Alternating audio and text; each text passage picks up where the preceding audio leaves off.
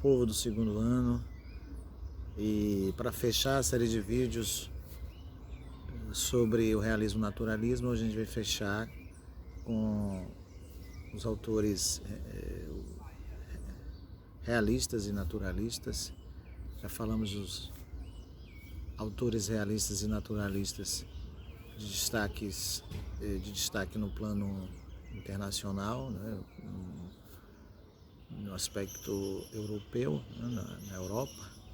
E faltou então a gente fechar essa série de vídeos falar de alguns autores, né, aliás do seu principal autor, que nós já falamos em alguns vídeos, o Machado de Assis,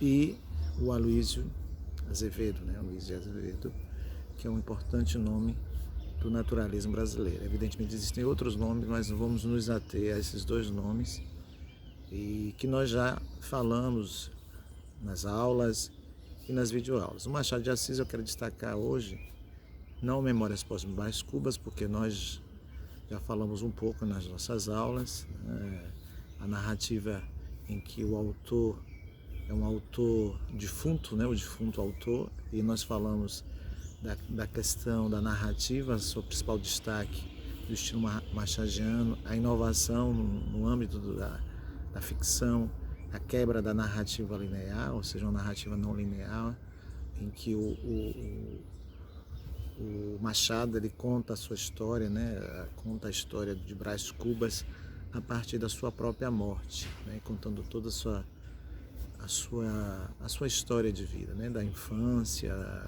a adolescência, a vida adulta, enfim, toda a sua trajetória de vida.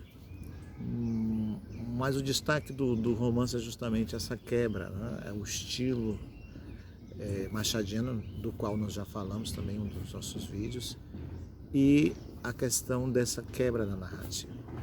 Um outro livro que hoje eu gostaria de chamar a atenção, de destacar, é Dom Casmurro.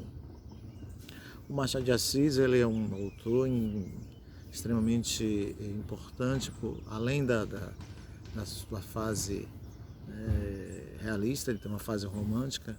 Aqui normalmente não se fala tanto dessa fase romântica porque é na fase realista, né, com seus romances, com seus contos, que o Machado vai se destacar, né, no âmbito da literatura brasileira.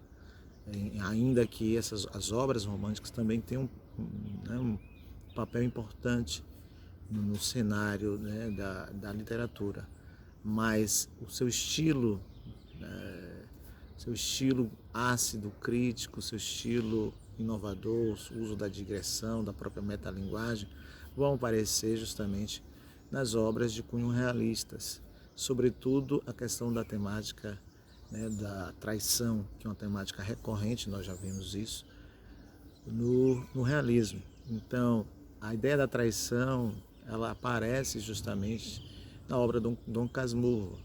O trabalho com a questão da ambiguidade, do duplo sentido, um narrador que é um narrador personagem, movido pelo ciúme, né?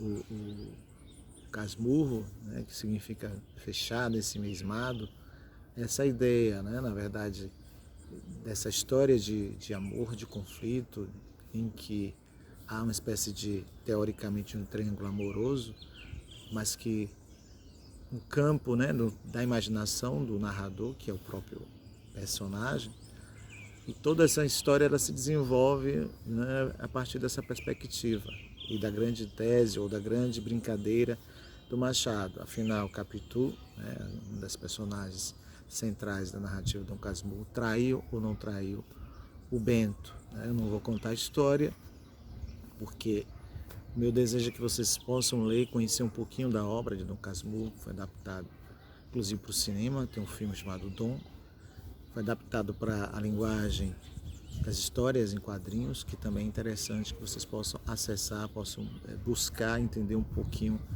da obra desse grande autor, né? Existem contos também extremamente importantes, um dos quais nós